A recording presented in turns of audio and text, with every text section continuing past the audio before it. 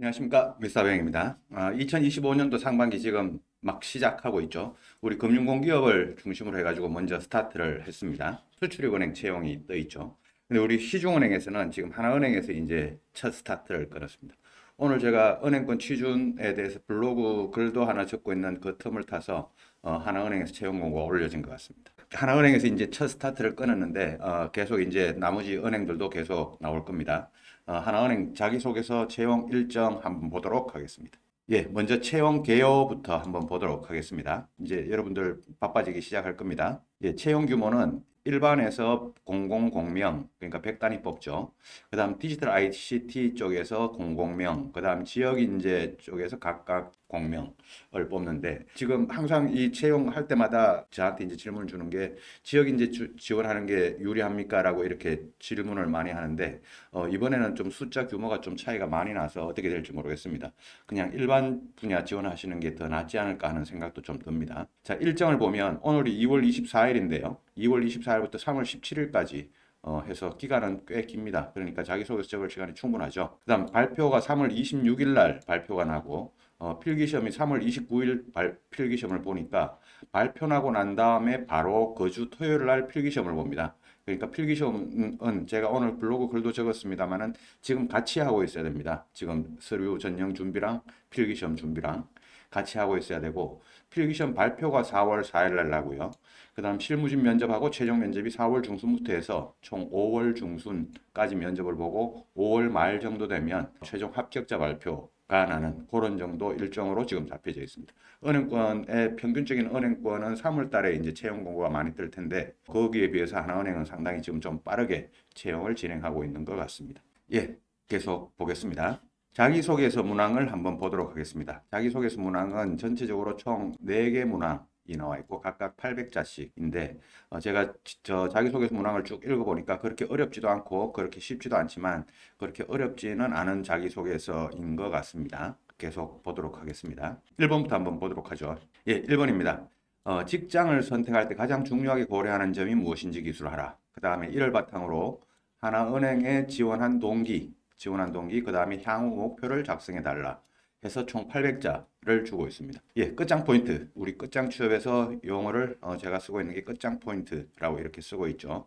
한번 보겠습니다. 먼저 이렇게 질문을 보면 단문 형식으로 이렇게 질문하는, 지원 동기를 적어주세요, 뭐 성장 과정을 적어주세요, 이렇게 단문 형식으로 질문하는 경우는 은행권에 잘 없습니다. 항상 이렇게 복합적인 질문을 주고 2개 이상의 소질문을 많이 주는데, 먼저 소질문을 정확하게 파악을 해야 되겠죠. 소질문을 정확하게 파악을 하면 지원자가 직장 선택할 때 주요하게 고려하는 점이 뭐냐, 그 다음에 지원 동기가 뭐냐, 그리고 향후 목표가 뭐냐라고 하는 이 세 가지입니다. 이 세 가지를 주고 800자를 적어야 되는데, 이 세 가지가 명확하게 이제 상대방에게 전달이 되어져야 여러분들이 글을 적는 게 적어도 은행원으로서 전달력이 있다, 평균 이상이다 라고 이렇게 평가를 받을 수 있을 거란 말이죠. 자, 그래서 글을 적을 때는 항상 제가 글의 구조를 중요하게 생각을 많이 표현을 하죠. 자, 글의 구조를 한번 보죠. 여기 이제 세 가지가 제가 표현을 해놨는데요. 먼저 한번 보겠습니다.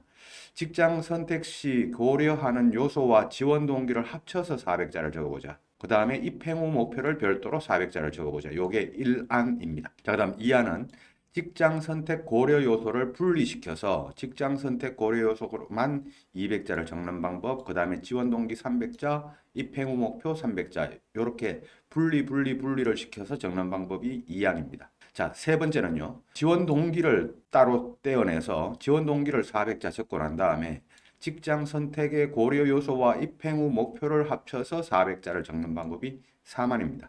자, 요거는 이제 요 세 개 소질문들을 어떻게 조합을 할 거냐라고 하는 그런 방법인데, 물론 여기 적지는 않았지만 네 번째 방법도 있습니다. 네 번째 방법은 그냥 길게 800자를 긴 거를 하나 적으면서 그 안에 직장 선택 고려 요소도 나오고 지원 동기도 나오고 입행 후 목표도 나오고 이런 글을 적는 것도 방법이 됩니다. 그래서 그거는 사안으로 표현할 수 있겠습니다. 자, 근데 일반적으로 제가 지원 동기를 적을 때 이제 여러분들이 많이 직장 선택 고려 요소하고 포함해서 적기 때문에 요 중에서는 제가 1안, 이 1안이 제가 지금 형광펜으로 표시하고 있는 이게 1안인데요. 저 이란을 제가 여러분들에게 1차적으로 추천을 드리고 싶습니다. 자, 그래서 이란으로 적는 거를 먼저 기본으로 한번 생각해서 적되 2안, 3안, 그리고 제가 조금 전에 화면상에 표현을 안 했습니다만 4안도 있다라고 했는데 4안으로 적는 것도 방법이 되니까 2안, 3안, 4안 중에 편한 대로 여러분들이 글 적기 편한 대로 적으셔도 됩니다. 근데 제가 추천하는 방법은 1안으로 추천을 해보겠습니다. 자, 여기서 어려운 소질문은 입행 후 목표를 어떻게 적을 것인가 라고 하는 이 부분입니다. 자, 먼저 1안, 제가 제안을 했던 1안에 따르면 입행 후 목표가 400자가 나와야 됩니다. 이 400자가 나와야 되는데 입행 후 목표를 400자를 적으려 그러면요. 제가 이번에 지원하는 분야에 들어가서 하나은행에서 어떤 역할을 하겠다, 또 어떤 목표를 가지고 있다. 나는 2040년, 50년 정도 해서 앞으로 한 20년 후에 나는 하나은행에서 이러이런 기여를 하는 그런 사람으로서 이런 목표를 가지고 있다라고 하는 이 내용을 이제 한 400자 정도 적어내야 되는데 그러려면 2040년, 50년까지 그러려면 2030년대에는 내가 어떻게 할 것이며 2040년대 초반에는 내가 어떻게 할 것이며 라고 하는 이런 어떤 시기적인 단계적인 어떤 절차들이 나와야 되겠죠. 그래서 그 중간 단계에 있는 과정들을 어떻게 내가 노력을 통해서 궁극적으로 나는 하나은행에서 이 목표를 한번 달성해 보겠다라고 하는 이런 글이 나오는 게 400자를 적을 수 있어야 됩니다. 자, 그래서 요 입행 후 목표를 그 중간 단계를 포함해서 그러니까 입행하고 난 다음에 내가 어떻게 구체적인 노력을 통해서 마지막 목표를 이렇게 달성하겠다라는 그 내용을 적어야 되는데 요 구체적인 노력들 있죠. 구체적인 노력들에는 자격증을 따겠다라는 거는 물론 노력의 일환으로 가능합니다. 근데 그게 전부가 될 수는 없습니다. 그래서 자격증보다 어떻게 내가 고객층을 넓힐 수 있을지, 어떻게 나만의 어떤 은행 생활의 노하우를 만들 수 있을지, 나만의 고객 관리 노하우를 어떻게 만들 수 있을 것인지 그런 구체적인 액션 전략이 나와야 되는데 그냥 자격증 공부하겠습니다. 자격증 취득하겠습니다. 뭐 야간 대학원 다니겠습니다. 라고 하는 이런 부류는 그냥 공부하겠다는 부류입니다. 공부를 하겠다는 부류는 그건 여러분들이 자기 개발을 통해서 따로 해야 되는 거고 은행 생활은 여러분들이 공부하러 은행에 들어가는 게 아니란 말이죠. 여러분들은 은행에 들어가서 은행에 기여를 하고 그만한 보수를 받고 또 우리 경제 활성화를 시키기 위해서 경제 구성원의 일원으로서 은행의 일원으로서 사회 일원으로서 여러분들이 역할을 해야 된단 말이죠. 그러면 공부를 하겠다는 게 그게 전부가 되어서는 안 되고 그게 큰 부분이 되어서는 안 되니까 공부는 자기 개발로 따로 하시고 공부 이외의 거를 어떻게 할 것인가 그 내용을 구체적으로 적는 게 요 입행 후 목표 안에 들어가야 되는데 요 부분이 여러분들이 고민을 해서 좀 적어야 될 것입니다. 그래서 제가 여기 4번에 입행 후 목표를 어떻게 적을 것인가 라고 이렇게 적어 놨는데 이 부분이 구체적이고 여러분들이 은행의 방향성과 맞아떨어질수록 이 1번 답변은 좋은 답변이 될 수 있을 것 같습니다. 예, 1번은 그런 식으로 한번 적어 보시고요. 예, 2번을 보도록 하겠습니다. 예, 2번입니다. 2번은 원활한 관계 형성과 팀워크 향상을 위한 본인만의 노하우 사례를 들으라. 그 다음에 이거를 은행 생활에 어떻게 적용할 수 있을지를 구체적으로 작성해 달라. 자, 2번 이 팀워크 향상을 위한 본인만의 노하우 이거는 여러분들이 이런 사례는 여러분들이 어렵지 않게 찾을 수 있을 거라고 보여집니다. 자, 그래서 2번부터 이제 4번은 거의 비슷한 형태의 문항인데 나중에 정리 때 다시 말씀드리겠지만 2번 문항 끝장 포인트를 한번 보도록 하겠습니다. 자, 먼저 소질문을 파악하자. 라고 하니까 소질문은 팀워크에 대한 노하우 사례를 일단 하나 찾아야 되겠습니다.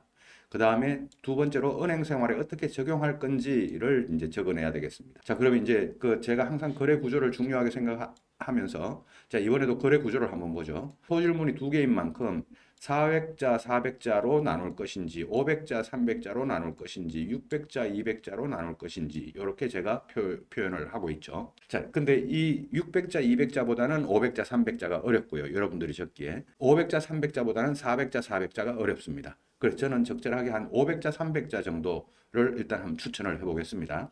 자, 500자, 300자로 추천한 이유는 다른 이유도 또 있는데요. 500자, 300자로 일단 한번 가볼게요.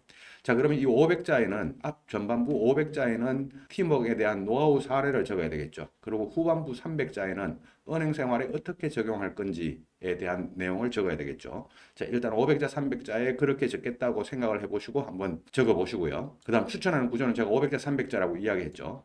자, 그다음에 이제 팀업 노하우 사례를 작고 표현하기. 자, 요게 이제 요거는 뭐 크게 어렵진 않을 것 같습니다. 여러분들한테. 자, 근데 어려운 건 뭐냐면 어떻게 은행 생활에 적용할지라고 하는 요 부분이 여러분들이 이제 내가 이걸 어떻게 적용하지? 그럼 내가 은행에 입행해서 은행 생활을 하다 보면 이런 어떤 상황에 오기도 할 거고 저런 상황에 오기도 할 건데 그때 나는 이 경험 사례를 가지고 나만의 노하우 사례를 가지고 이렇게 적용시키고 근무하겠다라는 이런 방향으로 여러분들이 글을 적는 게 한 300자 정도가 나오도록 그렇게 한번 글을 적어 보셨으면 좋겠습니다. 자, 그래서 2번에서는 이제 은행 생활에 어떻게 적용할 수 있을지라고 하는 요 부분이 이제 조금 어렵다고 제가 이야기를 했습니다. 예, 그다음 3번을 한번 보도록 하겠습니다. 예, 3번을 보기 전에 저 이제 QR 코드인데요. 왼쪽에 있는 거는 미스터뱅의 미리은행 오픈 채팅방입니다. 은행권, 금융권 취준생분들이 들어와 있는 오픈 채팅방이니까 들어오는 입장 비번은 2023으로 해서 들어오시면 되고요. 그다음 들어올 때는 여러분들 본명으로 들어오지 마시고 카카오 프렌즈 닉네임 정해지는 대로 정해주는 대로 닉네임으로 들어오시면 됩니다. 미스터뱅 미리은행 오픈 채팅방에 입장해서 함께 자료도 공유하고 정보도 공유하고 소통을 했으면 좋겠고 오른쪽 QR코드는 제 미스터뱅 블로그입니다. 블로그도 최근에 시간 날 때마다 많이 적고 있으니까 거기에도 많은 정보들을 제가 올려드리고 있습니다. 미스터뱅 블로그도 이호 추가해놓고 자주 보시면 여러분들에게 입행하는데 취업하는데 도움이 될 거라고 보여집니다. 그 다음 페이지 한번 보죠. 3번입니다. 본인이 주로 스트레스를 받는 일이나 상황은 어떤 거냐? 그리고 이를 해소하는 자신만의 방법을 작성해 달라 하고 800자를 주고 있습니다. 예, 이 3번이 대부분의 분들은 크게 고민하지 않을 수 있습니다만은 일부 분들은 3번이 좀 스트레스 받는 질문으로서 스트레스 받는 문항이 될 수도 있을 것 같습니다. 그 이유를 한번 보죠. 제가 끝장 포인트 이렇게 적었습니다. 자, 먼저 또 소질문을 파악해야 되겠죠.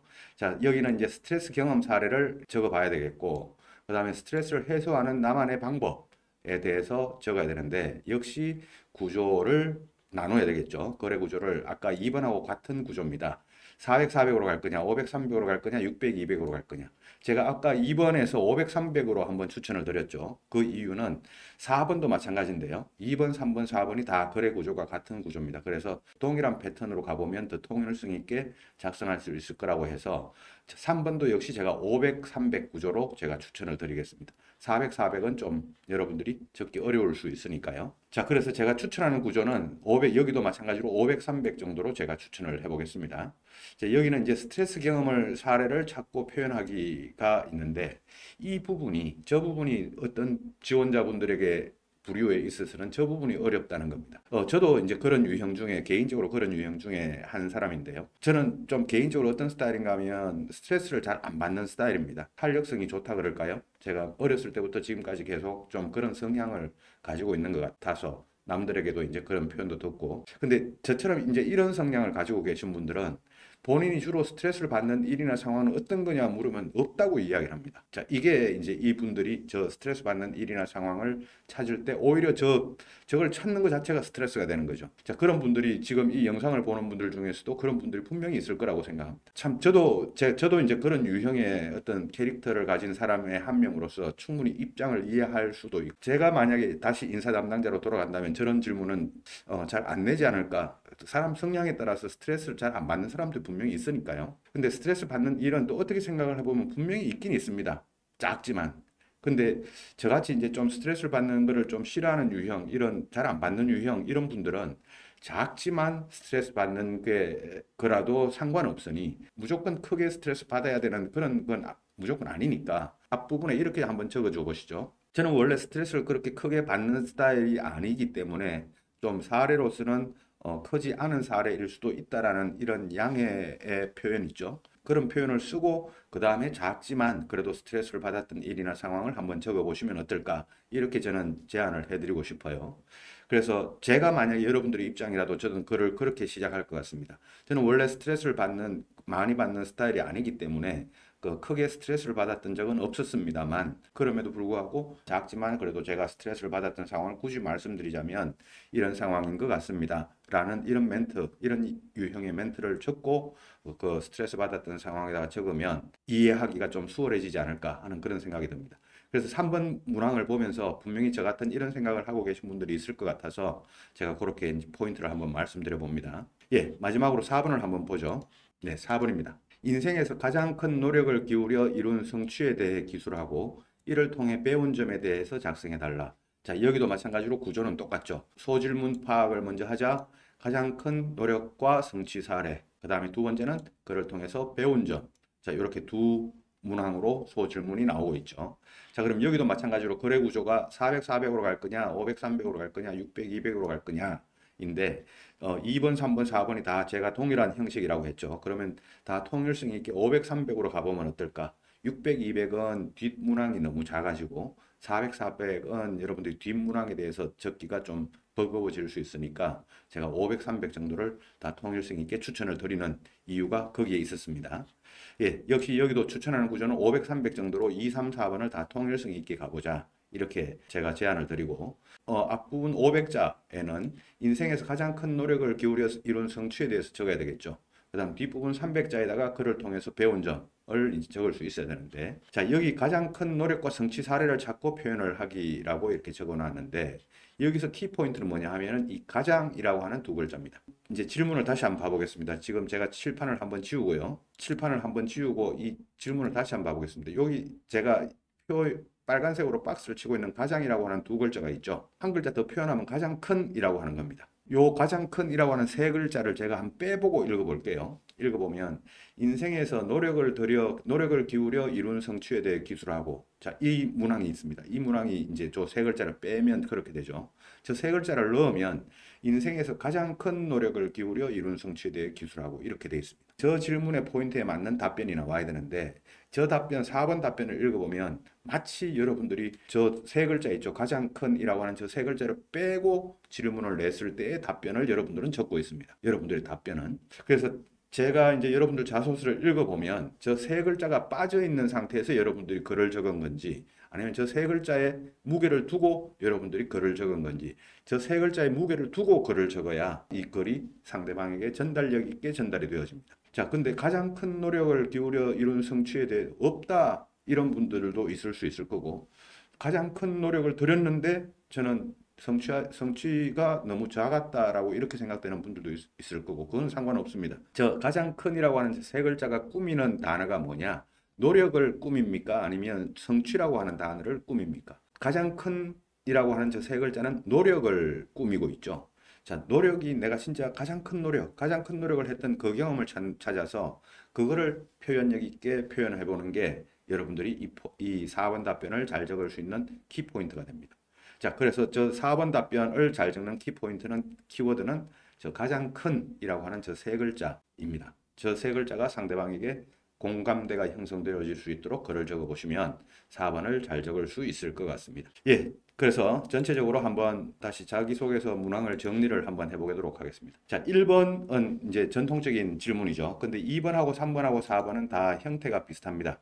자, 2번하고 3번은 2, 3, 4번은 형태가 다 비슷한 문항인데 전부 다 500, 300으로 구조로 가보자고 했죠.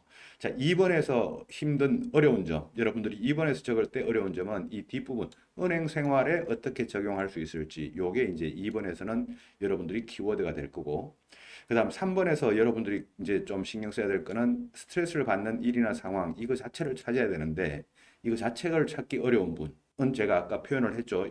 저는 이런 캐릭터이기 때문에 이렇습니다만 하는 이 전제를 한번 달아보자. 그렇게 제가 말씀드렸고 4번에서 여러분들이 중점을 둬야 될 키워드는 이 가장 큰이라고 하는 요 세 글자에 중점을 두고 글을 적어보자 라고 제가 이렇게 말씀을 드릴 수 있겠습니다. 예, 오늘도 우리 하나은행 채용공고가 상반기 채용공고가 떠서 반가운 마음으로 여러분들도 기다리던 채용공고가 떴으니까 서류 접수 기간 동안 열심히 자소서 적어보시고 우리 미스터뱅 그리고 끝장 취업에서 항상 여러분들의 은행 취업을 응원하고 은행 취업이 될 수 있도록 항상 최고의 교육 프로그램으로 여러분들과 함께 하겠습니다.